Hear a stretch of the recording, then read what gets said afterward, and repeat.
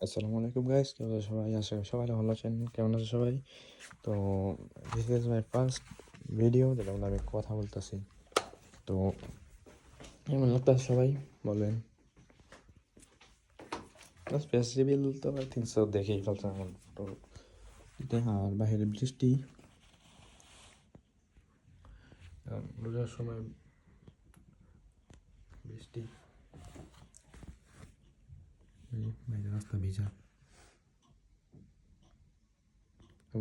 আমরা রহমতের বৃষ্টি সব।